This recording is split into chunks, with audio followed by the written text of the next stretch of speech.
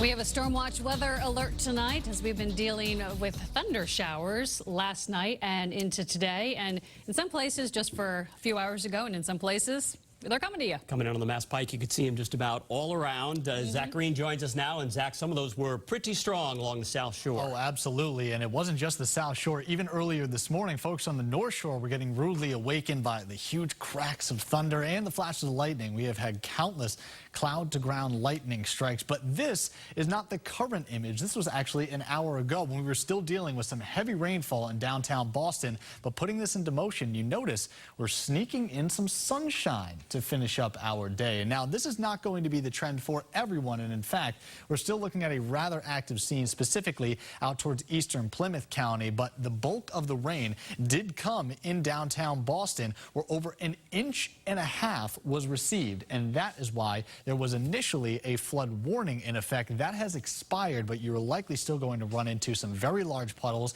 ponding on the roadways. And if you do run into any of that high water on the roads, make sure you take an alternate route to get to your destination. We do not want to be driving through any of that water. All that being said, most of the rain totals have capped out as of now, but we're still dealing with a very potent wave that is moving right towards the outer Cape. So from P-Town down towards Wellfleet, including Orleans, we're actually going to see this very intense cell brush right across you just within the next 15 or 20 minutes. You are really the final push of what is the first round of rain. There is another little bit that's making its way out of southern Bristol County, and that will track through Buzzards Bay and ultimately reach Martha's Vineyard just in the next 45 minutes or so. But that one not as intense as what Rhode Island ultimately did see, where there's actually a little rotation associated with that. No confirmed tornado, but we do have to keep an eye on what is to come with some pop-up thunderstorms this evening, thinking less of an impact as we go into tonight. Another round is expected for tomorrow. Thankfully not as intense, but it could be hit or miss chances of some very heavy rainfall rates once again.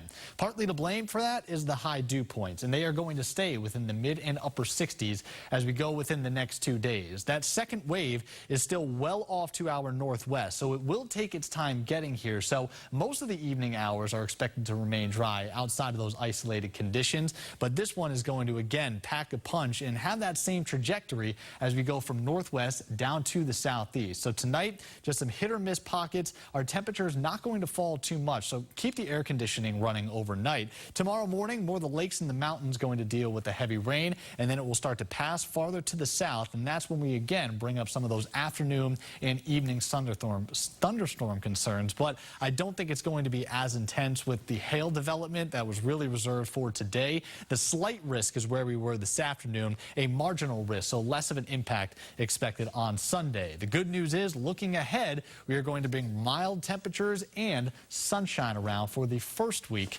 of July. And we can include the 4th of July in that track too, but notice where our temperatures go. They really spike. We're expected to reach the 90-degree mark as we do make our way into the 4th officially. That shouldn't be on Friday. That should actually be on Thursday. That being said, it is still going to be humid. That's the 5th of July, but it's even warmer still then.